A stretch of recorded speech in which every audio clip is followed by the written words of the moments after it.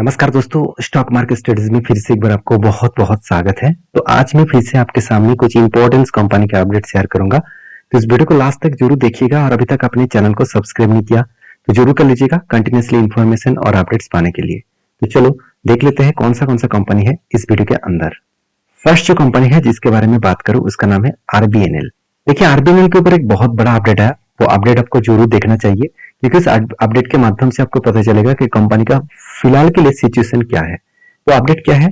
वो है कंपनी का क्वार्टरली रिजल्ट, जिसके बेसब्री से इंतजार था कि कंपनी का रिजल्ट कब आएगा, क्योंकि रिजल्ट ही सब कंपनी की एक मतलब पिलर है जहां से आपको पता चलेगा कि कंपनी अभी कौन सा पिलर के ऊपर खड़ा हुआ है। कि पिलर गिरेंगे कि फिर उसको और भी खड़ा करेंगे और भी बड़ा करेंगे, वो आपको पता चलेगा। तो फिलहाल के लिए कंपनी का जो नेट प्रॉफिट है वो जम हुआ है 3.5% के आसपास और टोटल जो रुपीज है 394 करोड़ के आसपास देखने को मिला। रेवेन्यू जो है वो इसका फ्लैट हुआ है एट रुपीज 4914 करोड़ के आसपास। इसका मतलब जो ग्रोथ है वो ग्रोथ कुछ इस तरीके से देखने को मिला। तो यहाँ पे क्वार्टरली रिजल्ट भी बढ़ा और उसके साथ साथ कंपनी का प्रॉफिट भी बढ़ा और रेवेन्यू फ्लैट हुआ है, थोड़ा सा कम हुआ है। कितना रेवेन्यू हुआ चलो मैं यहाँ पे आपको दिखा ही देता हूँ। मैं आपको क्वार्टरली रिजल्ट के ऊपर लेके जाऊँ, आप देखेंगे तो पिछली बार जो रेवेन्यू हुआ था, सेल्स हुआ था, इस बार थोड़ा सा ज्यादा हुआ। थोड़ा सा ज्यादा मतलब करीबन सेम टू सेम ही आप बोल सकते हैं। और एक्सपेंस के बारे में बात करें तो एक्सपेंस 4500 करोड़ के आसपास था, इस बार 4600 करोड़ बना।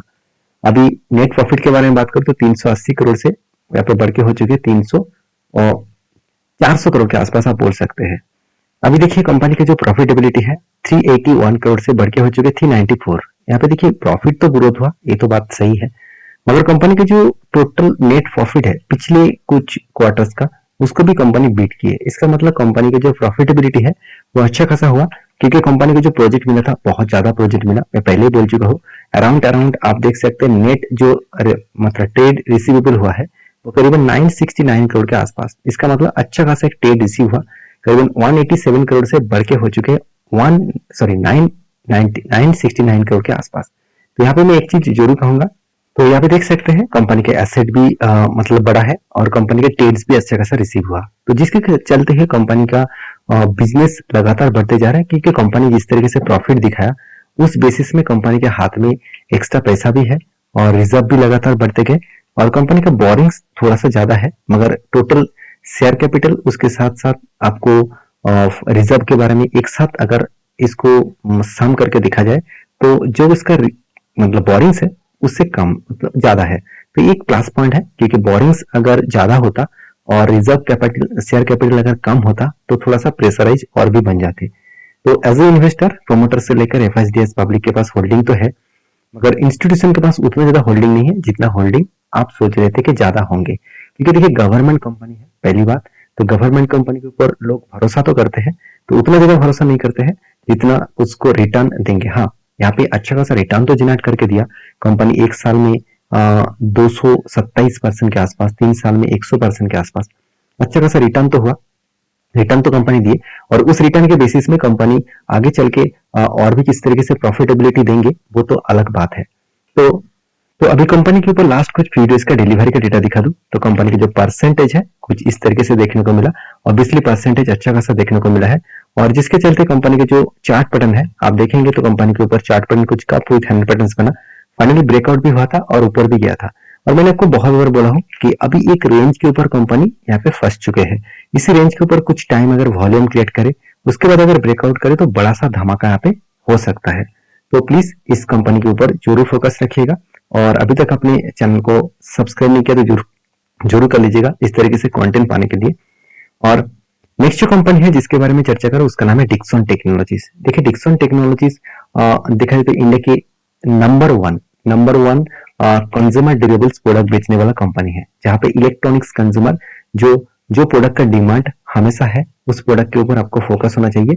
और कंज्यूमर ड्यूरेबल्स जो प्रोडक्ट है और इलेक्ट्रॉनिक्स जो कंज्यूमर ड्यूरेबल्स प्रोडक्ट है उस हिसाब से देखा है तो डिक्सन टेक्नोलॉजीज एक ऐसे कंपनी है जिसका ग्रोथ होने का चांसेस बहुत ज्यादा है। क्योंकि इस कंपनी के साथ जब को साउमी इन चाइना के इतने बड़े कंपनी जो इसके साथ डील किया और डील करने के बाद यही मेंशन किया गया कि साउमी ने जितने सारे फोन मैन्युफैक्चरिंग करेंगे मतलब मोबाइल फोन का जो डिस्प्ले मैन्युफैक्चरिंग करेंगे तो डिक्सन टेक्नोलॉजीज के माध्यम से ही करेंगे। तो मेरे हिसाब से यहाँ पे एक सोच आपको रखना होगा कि इस कंपनी किस तरीके से काम कर रहा है।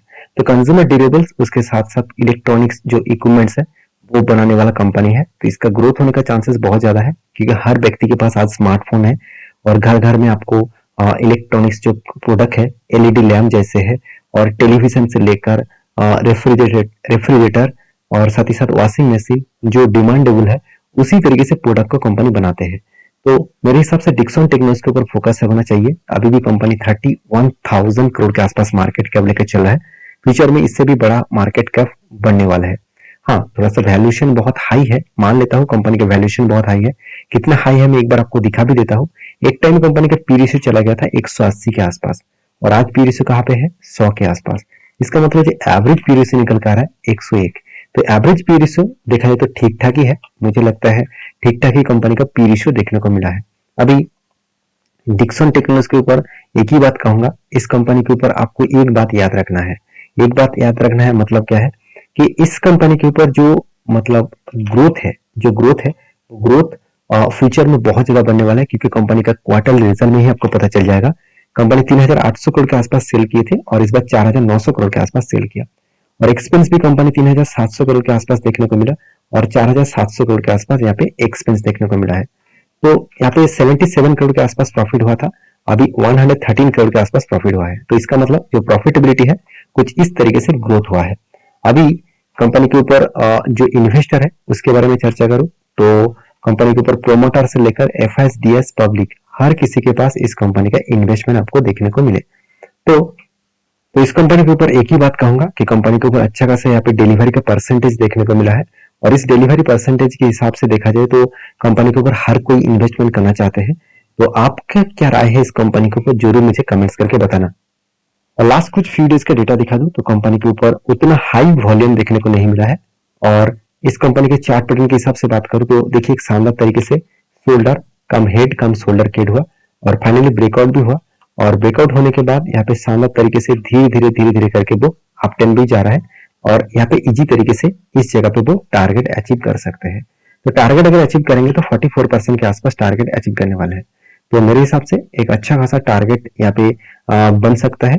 तो मैं जरूर कहूंगा इस कंपनी जिस तरीके से आगे बढ़ा है तो इजीली वो टारगेट अचीव कर सकते हैं। बाकी आप एक बार इस कंपनी के ऊपर रिसर्च करना उसके बाद काम करना क्योंकि जब भी इस तरीके से कुछ पैटर्न क्रिएट होता है तो वो पैटर्न ब्रेकआउट होने के बाद फाइनली वो एक अच्छा खासा टारगेट जरूर अचीव करते हैं अगर कंपनी का फंडामेंटल फाइनेंशियल ग्रोथ ठीक ठाक है तो। लास्ट जो कंपनी है जिसके बारे में चर्चा करें उसका नाम है आईटीसी। देखिए आईटीसी इंडिया के एक पॉपुलर कंपनी है जिसका मार्केट कैप 5,40,000 करोड़ के आसपास देखने को मिला। अभी सबसे बड़ी बात है इस कंपनी के ऊपर एक अपडेट आया था।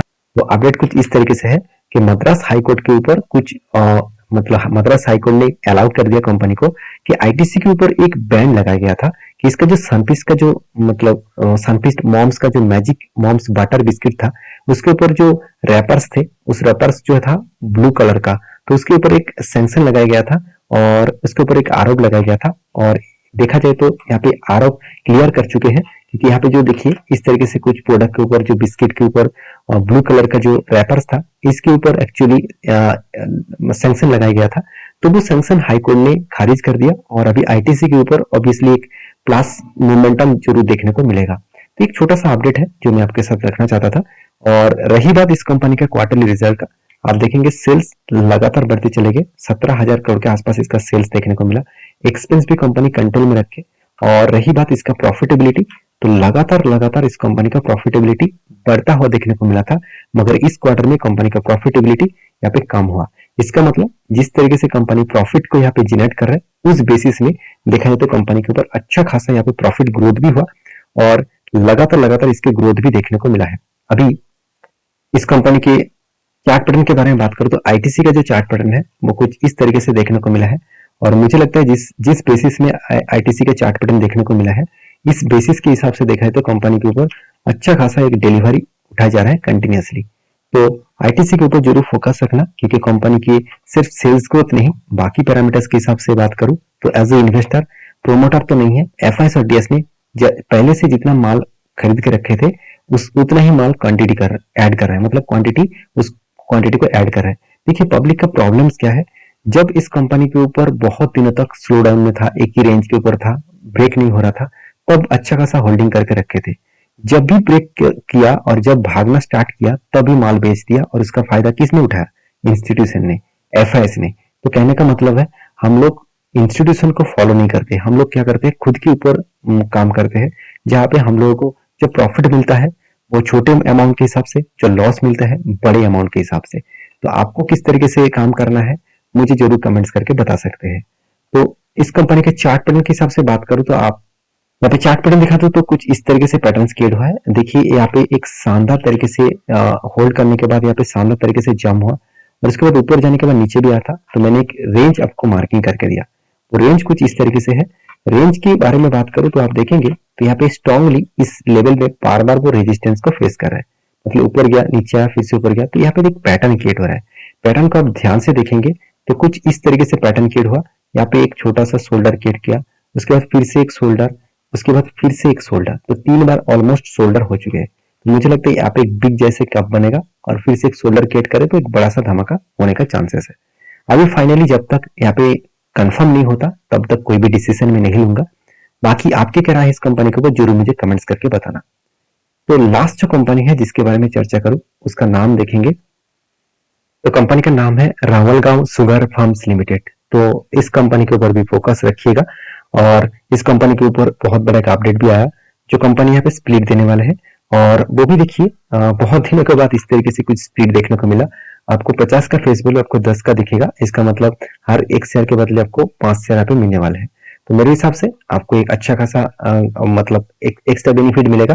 तो कंपनी के ऊपर रिसर्च करके काम करना, ऐसे नहीं कि स्प्लिट मिल रहा है तो खुश होकर काम करेंगे, ऐसे बिल्कुल मत करिए। बाकी आपकी क्या राय है जरूर कमेंट्स करना। विद नेक्स्ट वीडियो में तब तक के लिए अच्छे से रहिए, अपने ख्याल रखिए, धन्यवाद।